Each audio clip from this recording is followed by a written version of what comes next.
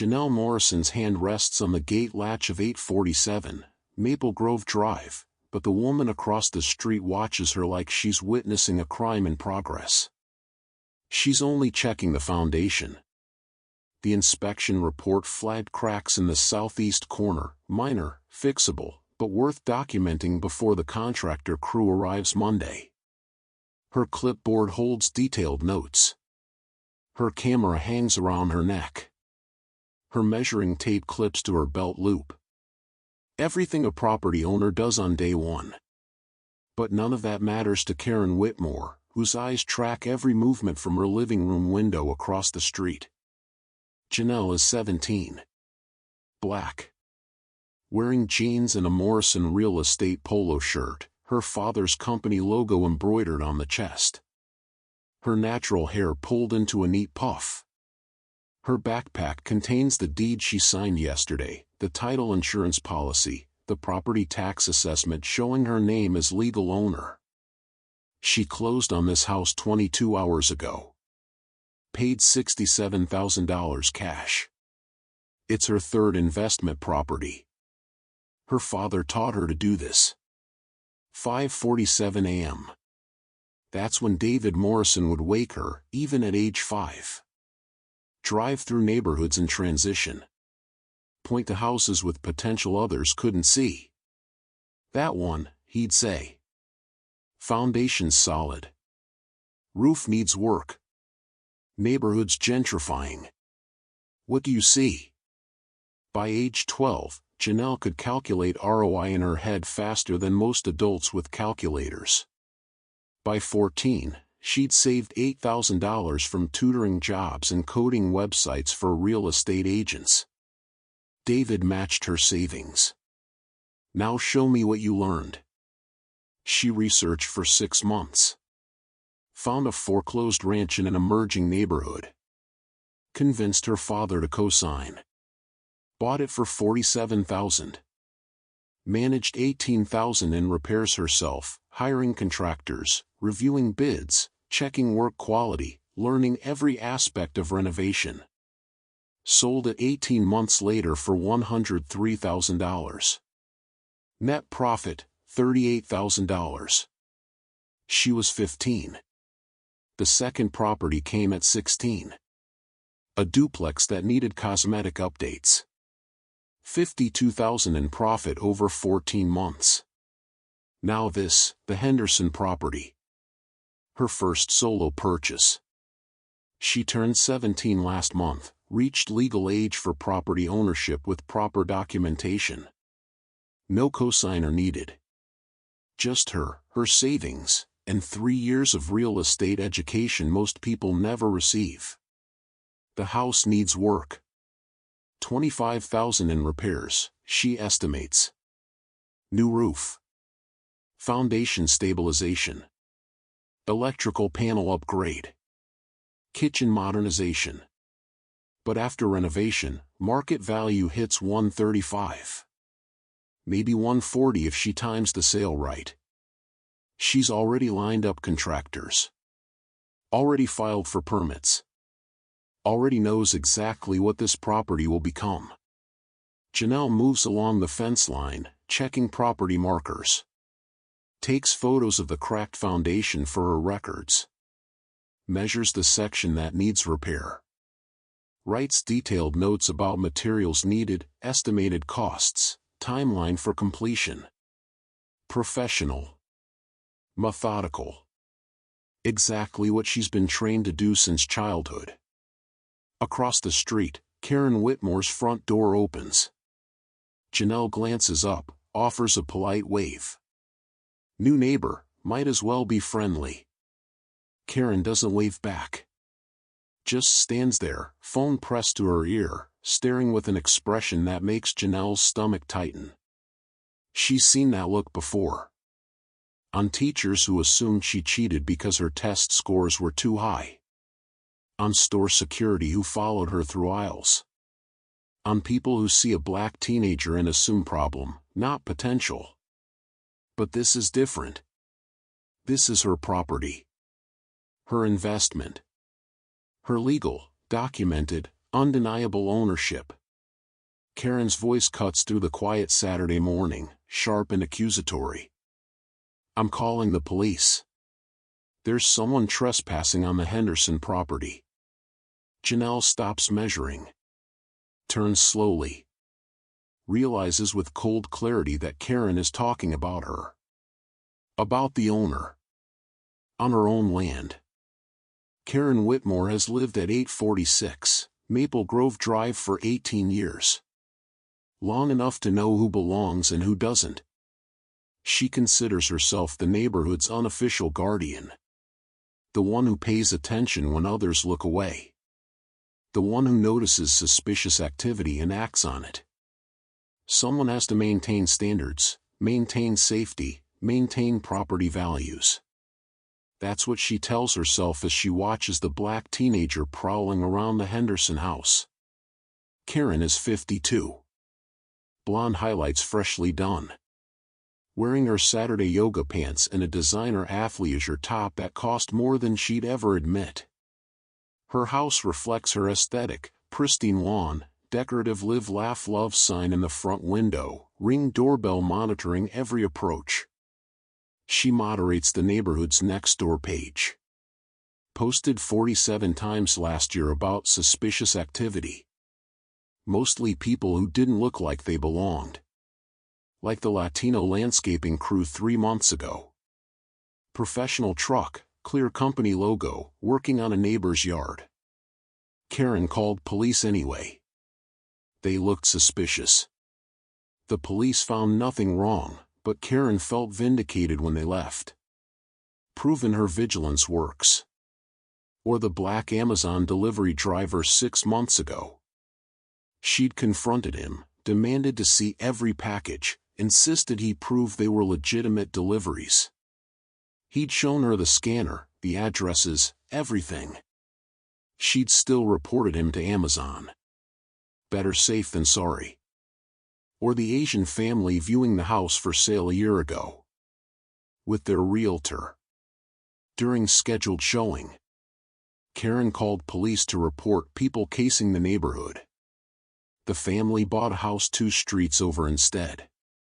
Karen counted that as success, kept those people from lowering property values. Her husband Tom stopped arguing with her about it years ago. Easier to let her do what she wants than deal with the accusations of not caring about neighborhood safety. Their son Blake moved across the country partly to escape her, though Karen doesn't see the connection. She works as HR manager at Midwest Insurance Group. Handles discrimination complaints, ironically. Reviews employee conflicts. Mediates disputes. Gets paid $67,000 annually to ensure fairness and equity. At home, she enforces her own version of fairness. The 911 dispatcher answers on the second ring. What's your emergency? There's a suspicious person trespassing at 847 Maple Grove Drive. The owners moved out last week. This girl has no business being here. Can you describe the person? Black female, teenager. Jeans. Taking pictures of the property. Probably planning to break in later. She says it with such certainty. Such righteousness. Such absolute conviction that she's protecting her neighborhood from threat. The dispatcher's voice remains professional. Officers will respond. Please remain at a safe distance. Karen stays on her porch, watching. Waiting. Confident she's doing the right thing.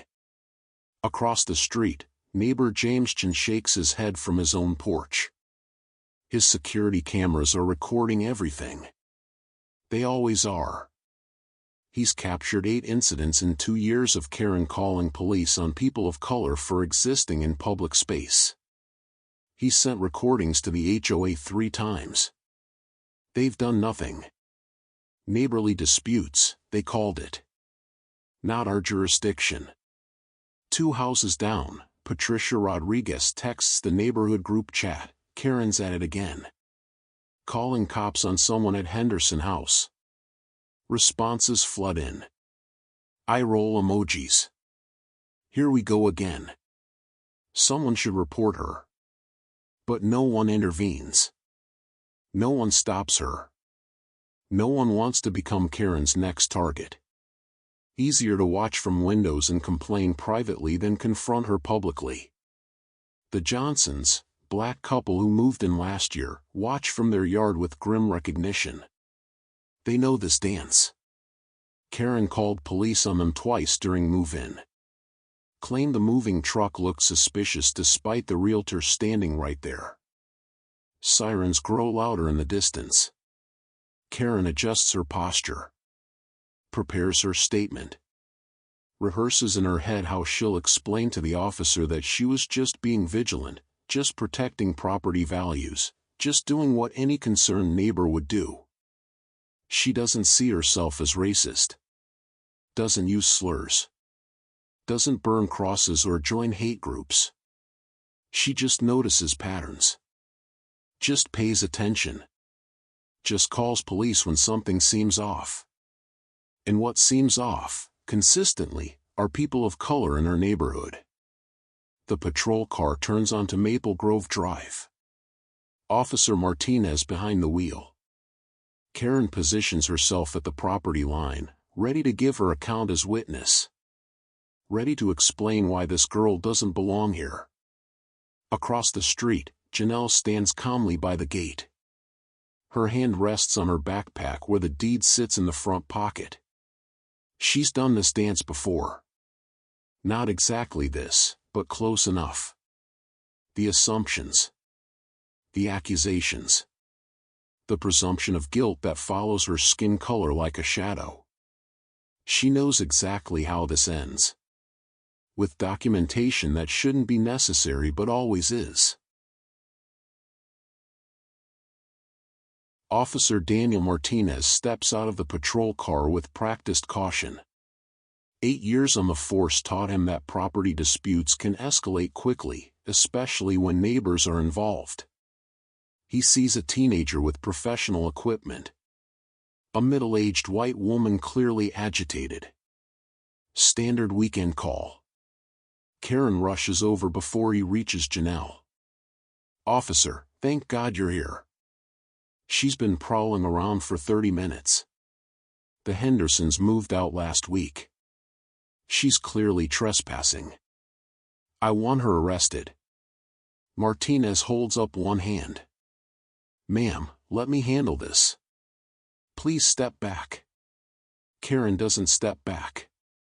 Just follows 2 feet behind him as he approaches the property. "Miss," Martinez says to Janelle. "I received a call about trespassing. Can you tell me what you're doing here?" Janelle's voice comes out calm despite her racing heart. "I'm inspecting my property, officer. I closed on this house yesterday." Karen actually laughs. Sharp. Dismissive. That's ridiculous. She's lying. Teenagers don't own houses.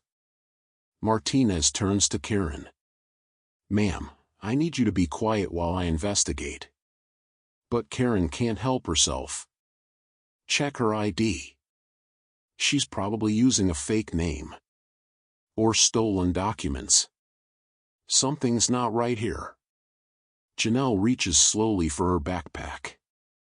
Martinez tenses slightly, standard precaution. "I have documentation," she says. "The deed, title insurance, and property tax assessment. May I show you?" Slowly. She pulls out a folder.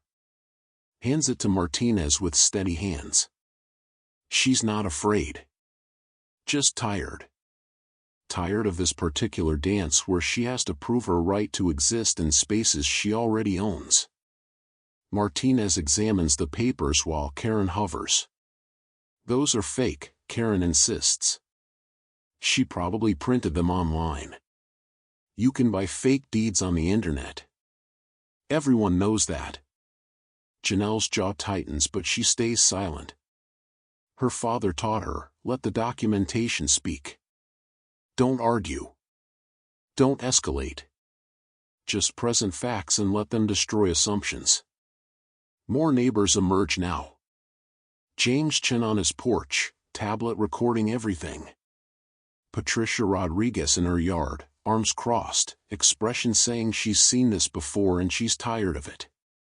The Johnsons stand in their driveway 2 houses down. Mr. Johnson's hand rests on his wife's shoulder. They both know exactly what's happening. Martinez studies the deed carefully. Official stamps. County clerk recording from yesterday. Legal description matches the property address. Everything appears legitimate. He pulls out his phone.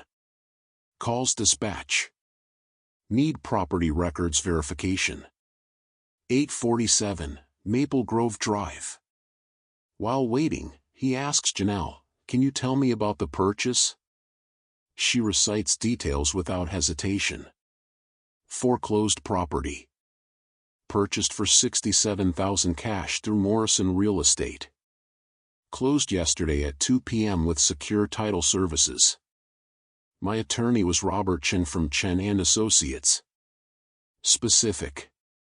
Detailed. No stumbling. Clear knowledge of the entire transaction. Karen interrupts constantly. She's too young. This is identity theft.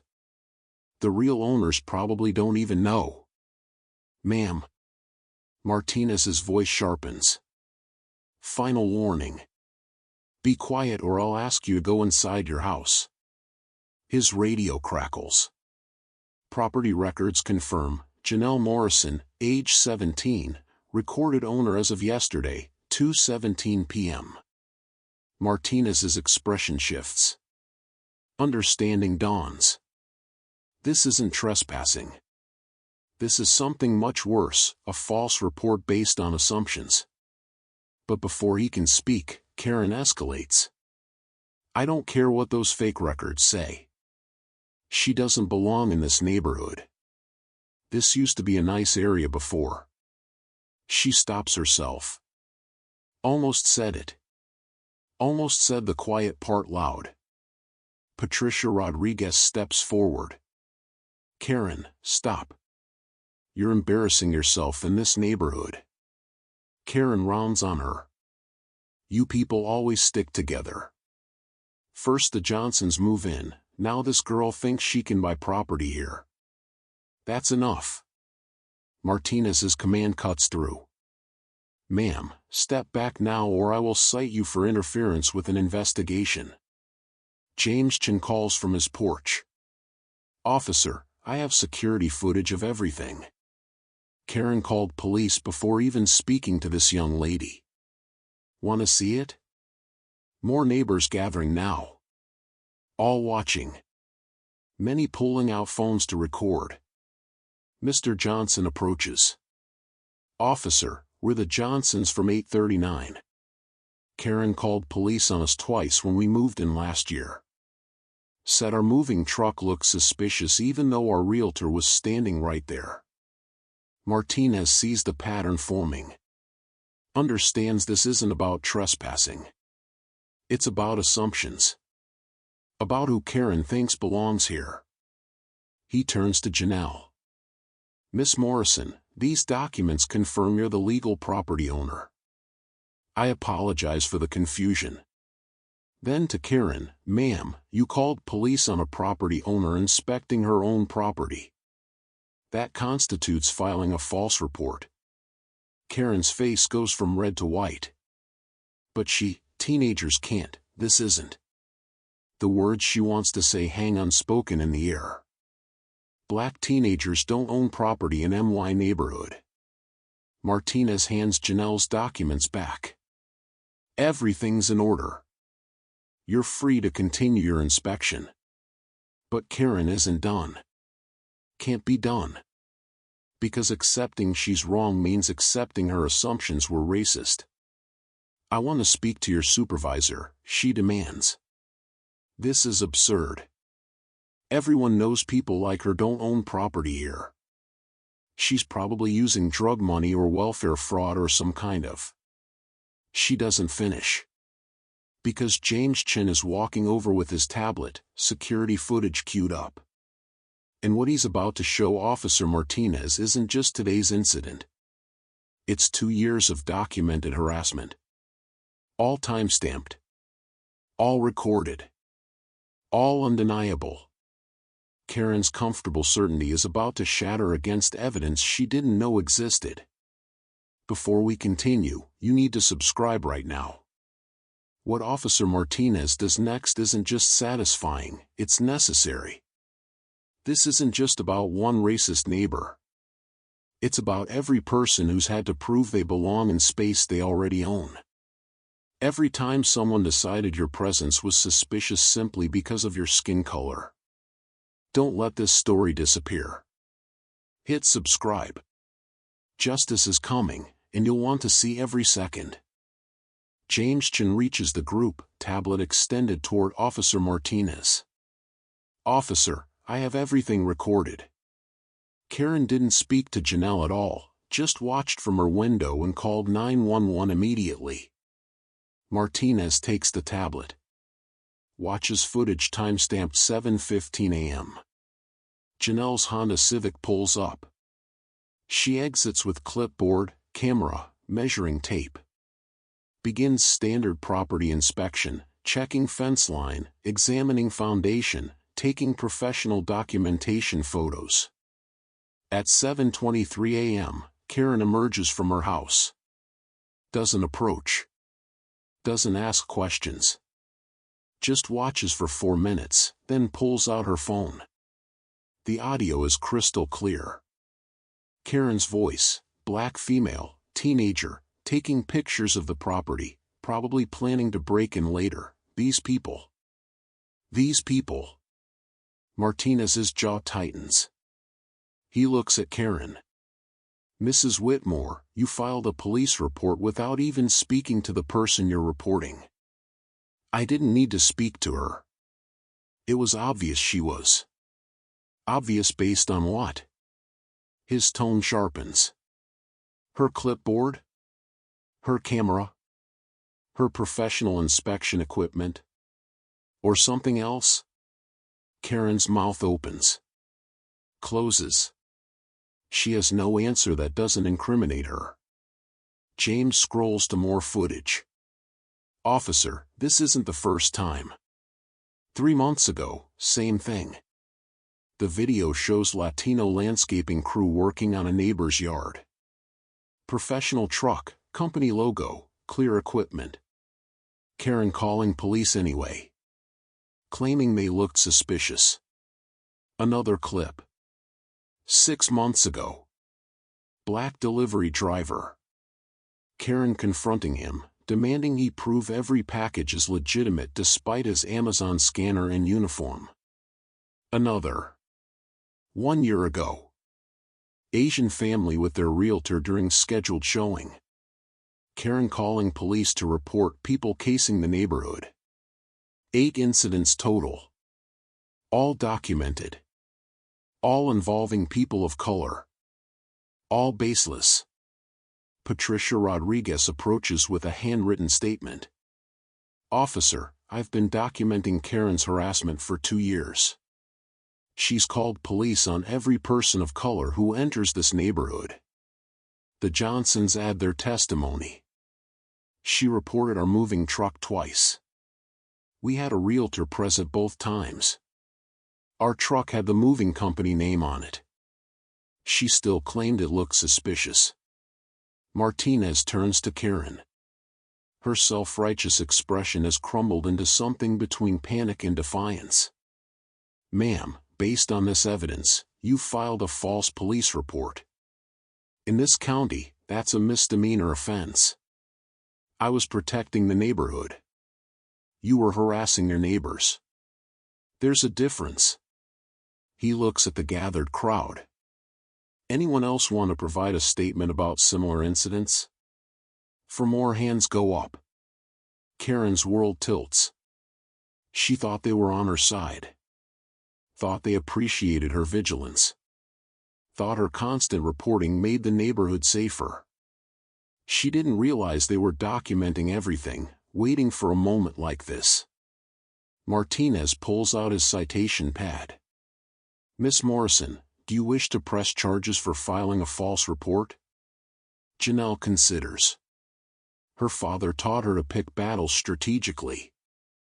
This could go to court. Could become public. Could consume time and energy. But it could also send a message. Not at this time, she says carefully. But I want this incident officially documented. Absolutely. Martinez writes detailed notes. I'm filing a full report. Mrs. Whitmore, you're receiving an official warning. Any future false reports will result in criminal charges. He provides Janelle with his card, the incident report number, documentation of everything that occurred. If she interferes with your property rights in any way at all, call me directly. Other neighbors nod approval. Some applaud quietly. James Chen saves all the footage to a file marked evidence, pattern of harassment. Karen stands frozen. This wasn't supposed to happen. The police were supposed to remove the trespasser. Supposed to validate her concerns. Supposed to prove she was right. Instead, she's being warned. Documented. Labeled as the problem. This is ridiculous, she says, voice shaking. I was trying to help. Any reasonable person would have. Any reasonable person would have walked over and introduced themselves, Martinez interrupts. Would have asked if they needed help. Would have treated a neighbor like a neighbor instead of a suspect. He looks at Janelle. Ma'am, I apologize you had to experience this. Welcome to the neighborhood. Thank you for handling it properly, Janelle says quietly. Not all officers do. Unspoken understanding passes between them. They both know how differently this could have ended. How many times it does end differently. Martinez returns to his patrol car. Drives away after ensuring Karen goes inside her house. The neighbors disperse slowly. Several stop to introduce themselves to Janelle properly. To apologize for not intervening sooner. To welcome her to Maple Grove Drive. Patricia hugs her. I'm sorry. We should have stopped her years ago. James offers his contact information. I have all the footage backed up. If you need it for anything, it's yours. The Johnsons shake her hand. You did what we couldn't. You had documentation she couldn't deny. Janelle thanks them all. Finally returns to her inspection. Foundation crack documented. Roof condition assessed. Electrical panel photographed. Just a property owner doing property owner things. But as she works, she sees Karen in the window. Phone pressed to ear again. Face twisted with rage. Karen's not calling police this time. She's calling someone else. And tomorrow morning, when that call to the local news backfires spectacularly, when James Chen's footage goes viral with millions of views, Karen will wish she'd just stayed inside and minded her own business. Saturday evening. Janelle sits in her father's office, Morrison Real Estate, 23 years in business, prominent firm in the city's commercial district. David Morrison reviews the incident with mixture of pride and controlled fury. He's 45, built an empire from nothing, and taught his daughter to do the same. You handled it perfectly, he says. Stayed calm. Let documentation speak. That's how you win. He leans back in his chair. You know why I started teaching you at 5? Because wealth builds through property ownership. Because they'll always assume we don't belong. His voice hardens. So we have to be undeniable. Not just good, exceptional. Not just documented, bulletproof. You can't give them any excuse to dismiss you. Janelle's education wasn't accidental. David took her to investment seminars at age 10. Taught her property law at 12. Enrolled her in online courses for market analysis, construction basics, tenant management. Her coding jobs weren't random side hustles. She built websites specifically for real estate agents, created calculators for ROI analysis, learned the industry from every angle. That first property at 14 wasn't luck. She studied foreclosure listings for 8 months. Ran comparables on 34 properties. Chose the one with best value potential. Managed every aspect of renovation herself to understand the process completely. The duplex at 16 still generates $800 monthly in rent. Her tenants pay her mortgage, taxes, and insurance while she builds equity through their payments. Now this third property, her biggest project yet. After renovation, estimated $45,000 in profit. At 17, Janelle's net worth is $127,000. More than most adults twice her age. That woman saw a black teenager, David says, and assumed crime. Didn't see the clipboard, the camera, the professional inspection. Just saw your skin and made assumptions. I know. Use it. This is a teaching moment about assumptions versus reality. While they talk, James Chen uploads security footage to YouTube. Title: Racist Neighbor Calls Police on Teen Property Owner. Posted at 6:47 p.m. By 8 p.m., 12,000 views. By 10 p.m., 89,000 views. By Sunday morning, 547,000 views. The comments section explodes. The audacity of calling cops on someone inspecting their own property. She's 17 and owns property while Karen probably drowning in debt harassing neighbors. That these people comment is all you need to hear. She said the quiet part loud. Officer Martinez handled this perfectly. Documented everything. Protected the actual victim. Local news reporter Michelle Santos sees the video Sunday morning. Calls Janelle's father's office. Would Janelle be willing to interview about young property ownership in this incident? David advises, control the narrative. Don't make it about Karen, make it about young investors of color facing assumptions. Sunday afternoon. Interview at Morrison Real Estate Office. Janelle professional, poised, wearing business casual. She explains her background. Her training. The 3 properties. The business education that started before kindergarten. My father taught me that wealth builds through assets, not salary. I started learning at 5. This is my 3rd investment property. Michelle asks, what went through your mind when your neighbor called police? Exhaustion, Janelle says honestly. Exhaustion at having to prove I belong in spaces I already own. At being viewed as suspicious for being black in public. She shows documentation on camera. The deed. Inspection reports. Renovation plans. I have more documentation than most adult buyers.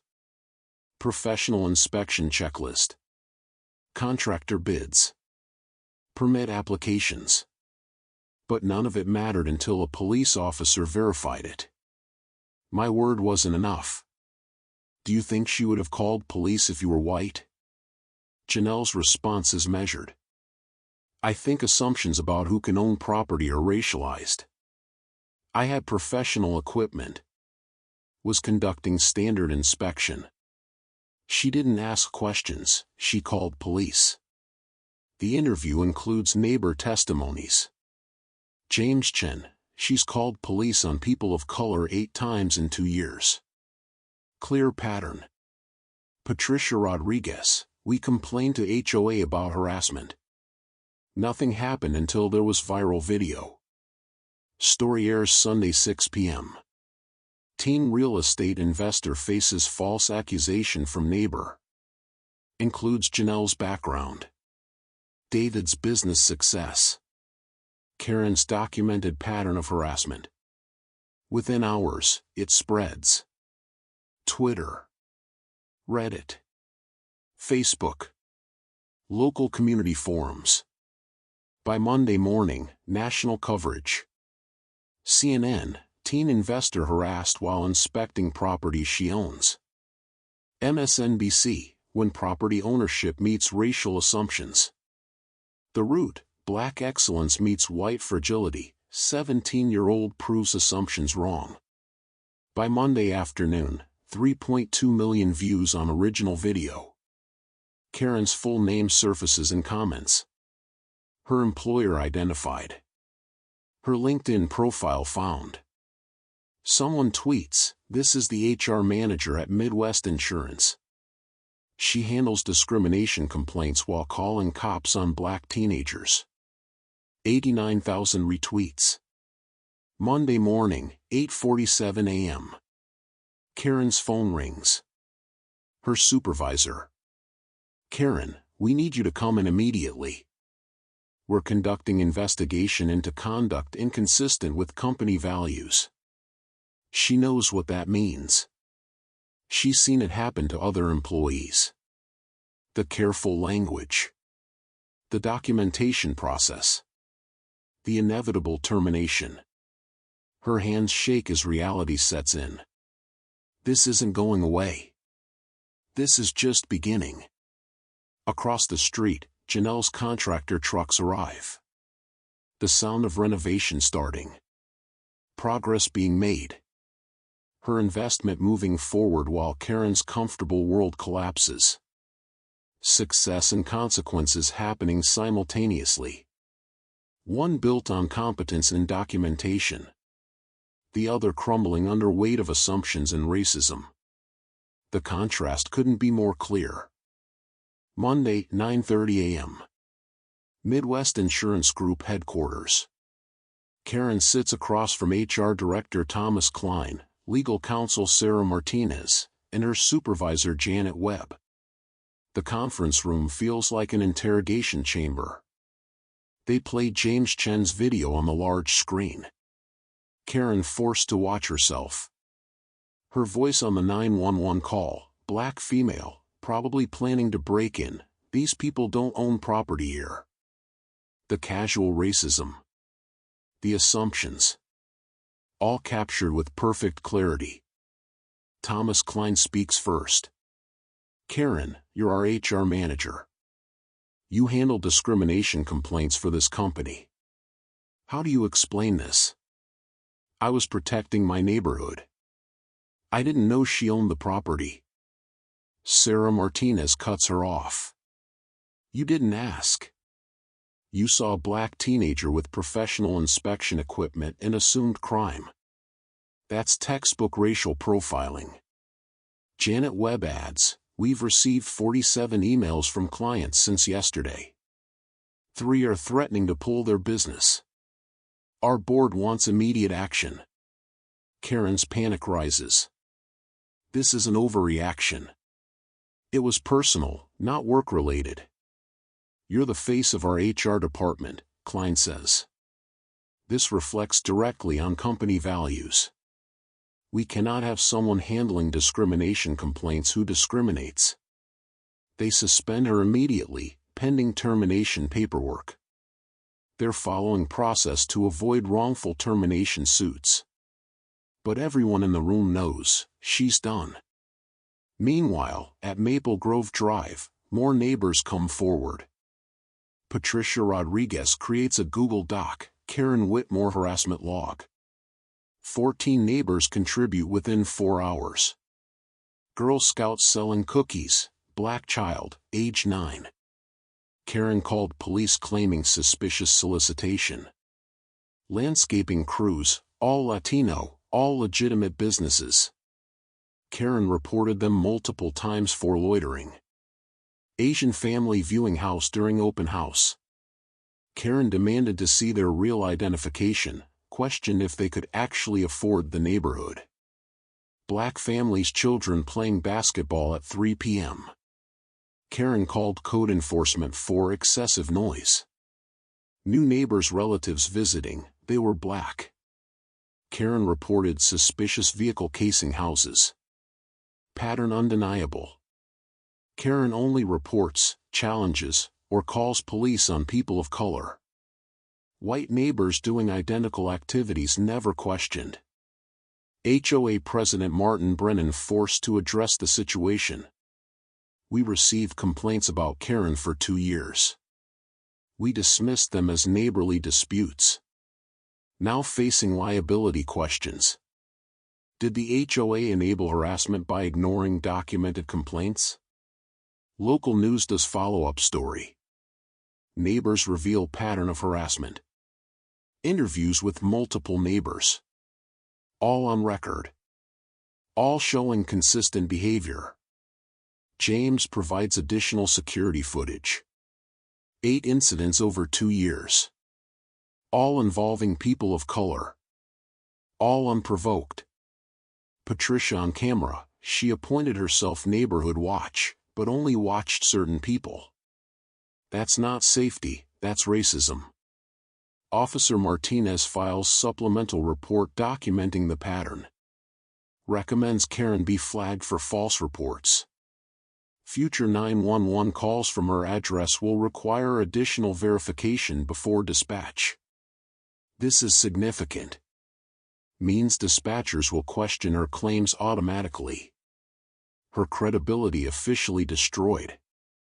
Karen's neighborhood reputation collapses completely. Her house gets egged Sunday night. Anonymous teenagers, no evidence of who. Someone tapes handwritten sign to her door, "Mind your business." She files police report. The irony escapes her entirely. Morning walks become gauntlets. Neighbors turn away. Conversations stop when she approaches. Nextdoor revokes her moderator status after members complain about biased enforcement. Her husband Tom finally speaks up. "Karen, you need help. This obsession with policing everyone isn't normal. I'm the victim here," she insists. "They're ruining my life over a misunderstanding. You called police on a child standing on her own property. That wasn't a misunderstanding. That was racism." The words hang between them. Tom has avoided this conversation for years. Easier to ignore her complaints about those people than confront what they really mean. But he can't ignore it anymore. Not when it's on video. Not when millions have seen it. Not when his wife's racism is national news. "I'm sleeping in the guest room," he says quietly. "We need to figure out if this marriage can survive what you've done." Karen sits alone in her living room, watching her life unravel. Still convinced she's the victim. Still unable to see that every consequence she faces, she created herself. By Tuesday morning, someone posts her LinkedIn profile to Twitter. The tweet goes viral. 89,000 retweets. Her professional email floods with messages. Her personal Facebook gets brigaded. She deactivates everything, but screenshots are forever. Across the street, renovation continues. Hammers. Saws. The sound of progress. Janelle's investment moving forward while Karen's world collapses. Success is the best revenge. And it's being built in real time. Tuesday afternoon. Midwest Insurance Group issues a statement. The employee involved in the recent viral incident is no longer with our company. We condemn discrimination in all forms and are committed to fostering inclusive workplace culture. Karen terminated for cause. Violation of company values. Conduct bringing disrepute to the organization. Behavior inconsistent with HR position responsibilities. Loss of $67,000 annual salary. Loss of health insurance. Loss of professional reputation built over 20 years. Her LinkedIn profile, before she could delete it, flooded with hundreds of comments. All negative. Former colleagues distancing themselves publicly. I never thought she was like that. They did. They just ignored it. Tuesday evening. National coverage intensifies. NPR segment, When Property Ownership Meets Racial Assumptions. Interviews with real estate experts about barriers young Black investors face. Statistics presented, Black families face discrimination in 43% of home viewings. Denied mortgages at 3 times the rate of white applicants with identical credit.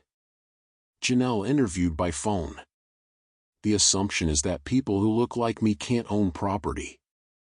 That wealth is impossible for us. My father taught me that's exactly why we must. MSNBC focuses on false police reports as weapons. How 9/11 becomes a tool against people of color. Statistics shown, Black people 3.5 times more likely to have police called on them for everyday activities. Examples compiled, Barbecue Becky, Permit Patty, Golf Cart Gail. Karen becomes Property Karen in the discourse. Social media explodes with memes. Property Karen, when your neighbor owns more than you but you call cops anyway. TikTok videos reenacting the incident. One goes viral, 4.7 million views. Black woman inspecting property with comically obvious owner paraphernalia while white neighbor still calls police. Wednesday. Community response in Maple Grove. Neighbors organize welcome to the neighborhood party at Janelle's property. 40-plus neighbors attend. Karen notably absent. They bring food, offer renovation help, apologize for not intervening sooner. Patricia, we should have stood up to her years ago. We're sorry it took this long. James, you handled this with more grace than she deserved. Thank you for showing us what dignity looks like. The Johnsons, you did what we couldn't. You had documentation she couldn't deny. Local businesses show support. Hardware store donates $500 in renovation supplies. Real estate attorney offers free legal services for any future harassment. Title company posts on social media, proud to handle closing for young investor Janelle Morrison. This is what ownership looks like. Media requests overwhelming. Good Morning America. The Breakfast Club podcast. Teen Vogue. Forbes. Janelle selective about appearances. Accepts only those focused on youth financial literacy and property investment. Thursday. Karen's isolation intensifies. Her husband Tom files for separation. I can't be married to someone who did this. The person on that video, I don't recognize her. Or maybe I do, and that's worse. Her son Blake posts on Facebook, I'm ashamed of my mother's actions. Racism isn't a mistake, it's a choice. She chose poorly. I'm choosing differently. Her sister texts, Mom doesn't want you at Thanksgiving. Actually, none of us do. Figure yourself out first. Karen attempts damage control. Agrees to local news interview Thursday afternoon. It goes spectacularly poorly. Interviewer, why did you call police before speaking to Janelle? Karen, she looked suspicious. What looked suspicious? She was just, in this neighborhood. Can't say black on camera. Meaning crystal clear to everyone watching. I'm the real victim here. Cancel culture is ruining lives over one mistake. Interviewer, security footage shows this is the 8th time you've called police on people of color in 2 years. That's out of context. I was protecting property values. The phrase property values, everyone knows it's code for keeping certain people out. Interview airs Thursday night. Makes everything worse. Social media, she said property values with her whole chest. Consequences aren't cancel culture. They're accountability. 8th time and she calls it one mistake? Friday. Karen's house gets for sale sign. Tom forcing sale as part of separation. They owe $340,000 on mortgage. House worth $425,000. But no offers coming. Realtors telling them the viral incident affected property desirability. Buyers concerned about neighborhood reputation. Ironic. Karen's racism damaged her own property value. Meanwhile, Janelle's renovation progresses beautifully. New roof installed. Foundation repaired. Interior demo completed. Contractor posts progress photos on Instagram. Thousands of likes. Supportive comments. One commenter, she's 17 renovating investment property while property Karen is unemployed at 52. Success is the best revenge. Friday evening. Janelle reviews renovation progress with her contractor crew. Her phone buzzes. Email with subject line, Partnership Opportunity Youth Real Estate Investment Program. From National Urban League and Local Initiatives Support Corporation. They've seen her story. Want to fund a program teaching teens of color real estate investment. Want Janelle as youth director and spokesperson. Salary, $45,000 part-time while finishing high school. Reach, 50-plus students first year. Her experience of discrimination transformed into platform creating generational wealth for dozens of families. Across the street, Karen watches through her window. Watches Janelle celebrate with her team. Understanding for the first time, she didn't just attack a teenager. She attacked someone building an empire. And that empire is rising while Karen's world burns. 3 weeks after the incident. Karen's life exists in ruins, every piece self-inflicted. Termination for cause means no severance package. No professional references. No network willing to associate with her. At 52, she's unemployable in her field. Job applications to other HR positions receive instant rejections. One hiring manager emails, "Your online reputation makes you unhireable in human resources. Consider complete career change." She has no transferable skills. No backup plan. No options. Tom proceeds with separation. Moved out completely. Hired divorce attorney. Wants quick settlement to sever ties. House listed at $425,000. After 3 weeks, no offers. The viral incident made at that house, searchable address everyone recognizes. Real estate agent suggests listing under her maiden name. Doesn't help. Address is Googleable. Finally gets offer, $380,000. Significantly under value. But they're desperate. After mortgage payoff, closing costs, attorney fees, Karen's share is $18,000. Tom keeps retirement accounts. She waived rights in quick settlement to avoid prolonged divorce. She moves to one-bedroom apartment in cheaper area. $950 monthly. No amenities. Neighbors she doesn't know and can't police. Her son Blake refuses all contact. "I don't want my kids learning grandma's behavior was acceptable. Do serious work on yourself first." Her sister's final text, "Until you acknowledge what you did was racism, not a mistake, we're done." Karen applies everywhere. Target. Walmart. CVS. All reject her when they Google her name.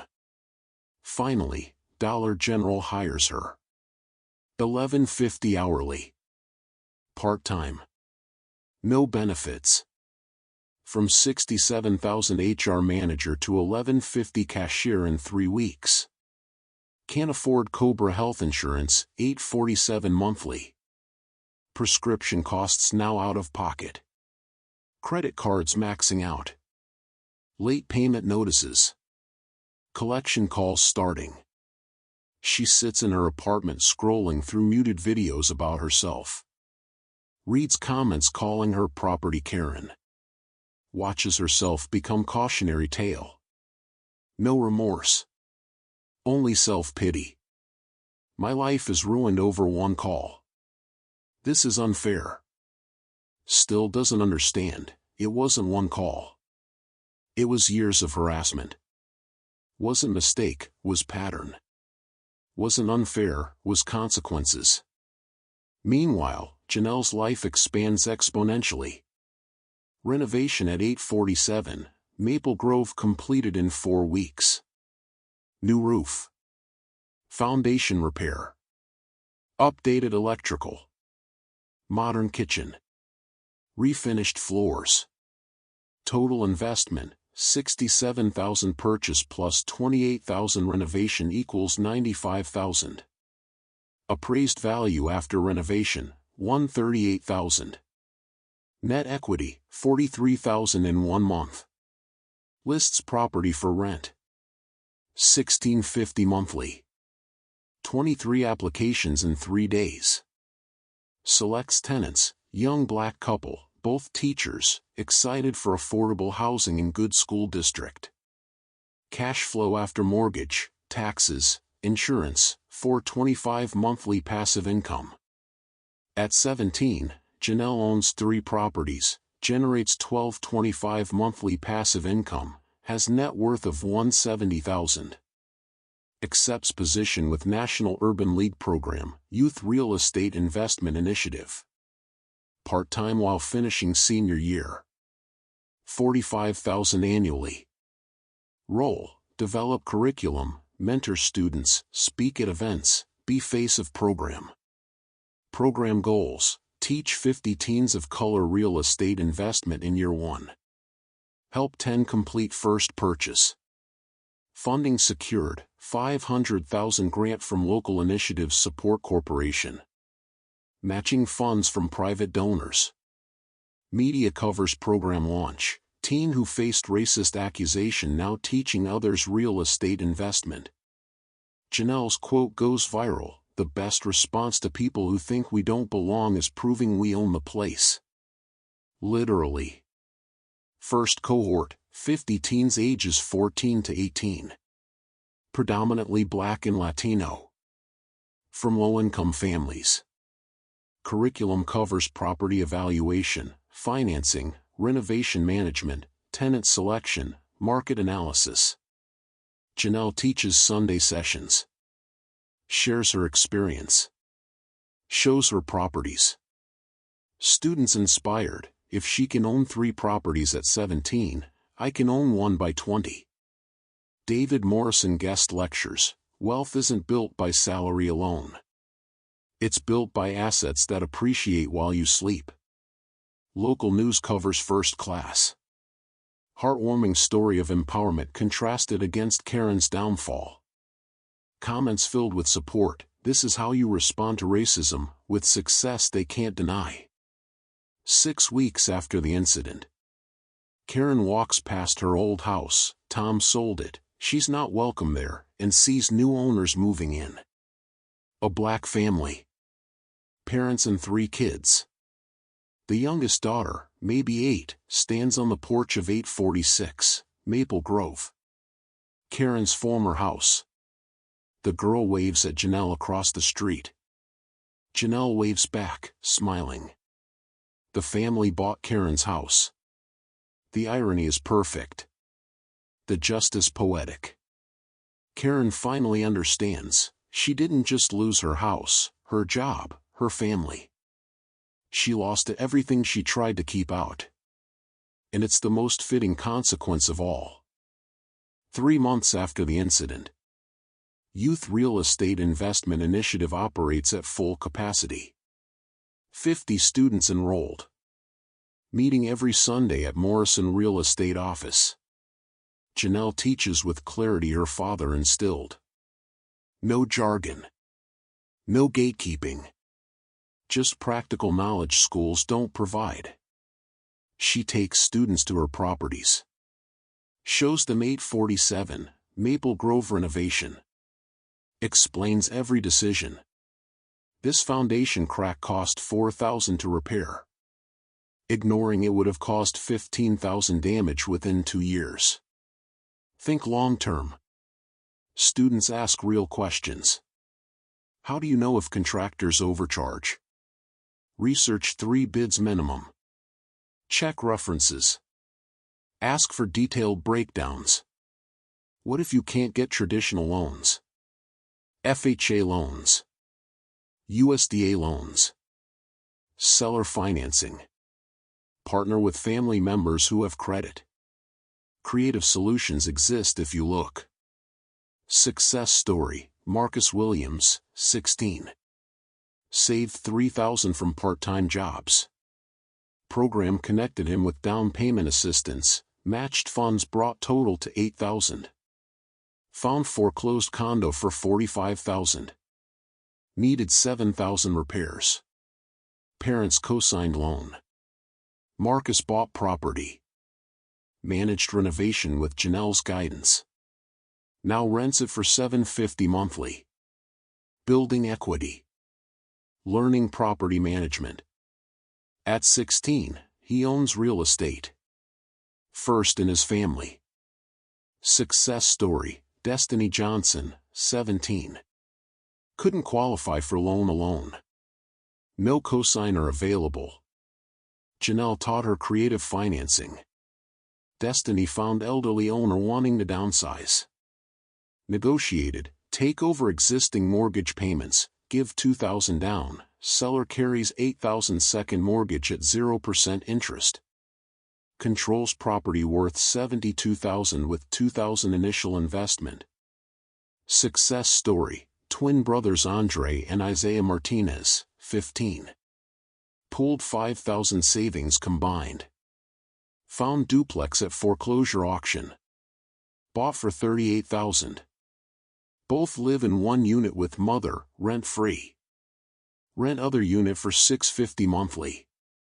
Family's housing costs eliminated while generating income. Program impact after 3 months, 7 students purchased properties. 15 more in process. All 50 building credit and savings. Forbes features Janelle in 30 under 30, youngest person ever profiled. Teen Vogue, how one 17-year-old is fighting racism with real estate. Local news follow-up, youth investment program helps teens build generational wealth. Marcus interviewed, before this program, I thought property ownership was for rich people. Now I am property owner. Destiny, Janelle showed us wealth isn't about salary, it's about assets. I'm 17 with $70,000 in equity. Andre and Isaiah's mother, my sons did what I never could. They gave us a home we own. Because someone taught them how. National Urban League announces expansion, program replicating in 5 more cities next year. Janelle's role expanding, National Youth Director, Curriculum Developer, Spokesperson. Invited to speak at real estate conferences, university business programs, financial literacy nonprofits. From victim of racism to leader in youth financial empowerment in 90 days. Her father's pride evident, you took the worst moment and built a movement. That's legacy. Applications for year 2 arrive. 127 students applied for 50 spots. Janelle reviews them carefully. Sees herself in every application. The hunger. The determination. The knowledge that traditional paths aren't built for them. She's reading applications when unexpected letter arrives. Handwritten. 3 pages. Postmarked from Karen's new apartment. Janelle almost discards it unread. But curiosity wins. First line, I need to tell you what I've lost, so maybe you'll understand what you took from me. Her jaw clenches. Even now, even after everything, Karen thinks she's the victim. The letter goes on. Lists everything Karen lost. Job, marriage, house, family, reputation. Blames Janelle for ruining her life. Accuses her of orchestrating a smear campaign. Claims one mistake shouldn't destroy someone's entire existence. No acknowledgement of the pattern. No recognition of the racism. No understanding that Janelle didn't take anything, Karen threw it all away herself. Janelle reads it once. Doesn't respond. Files it away. The letter reminds her why her work matters. Because people like Karen still don't understand basic truth. You can't lose what you had no right to in the first place. Karen had no right to police who belongs in her neighborhood based on skin color. Had no right to weaponize 911 against people of color existing in public space. Had no right to maintain property values through exclusion and harassment. She lost those things because she never should have had them. Janelle returns to reviewing applications. 50 students this year. 500 next year if expansion succeeds. Thousands in 5 years. Each one learning that ownership isn't permission, it's documentation. Each one understanding that the best response to "you don't belong" is "I own this." Each one building wealth that can't be denied, dismissed, or destroyed by someone else's assumptions. That's legacy. Not revenge. Not even justice. Just excellence multiplied until it becomes undeniable. 6 months after the incident. April morning. Spring flowers blooming on Maple Grove Drive. Janelle pulls up to 847 Maple Grove for routine property check. Her tenants maintain it beautifully. Pay rent on time. Treat it like home. She waves to neighbors. Patricia planting flowers. James washing his car. They wave back warmly. She belongs here now. Not despite the incident, but because of how she handled it. Across the street, 846, Maple Grove. Karen's former house. New owners finishing move-in. The Morrison family, Richard and Alicia, no relation to Janelle. 3 kids. Professional couple who paid $395,000. Youngest daughter Maya, 8, sees Janelle and waves enthusiastically. Janelle crosses the street. Welcome to the neighborhood. I'm Janelle. I own 847. Alicia smiles. We know who you are. We saw the video. Part of why we wanted this house, to be part of the neighborhood that stood up for you. Richard adds, and we specifically wanted this house. The irony felt right. They laughed together.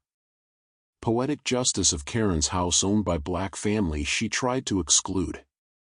Maya asks, did you really buy a house when you were my age? Little older than you. But your parents can teach you too.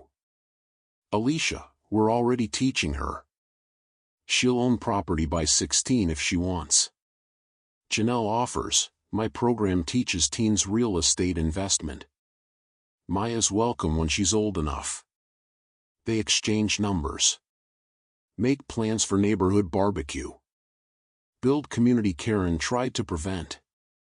Later that day, Morrison Real Estate Office. Year 2 program students assembled.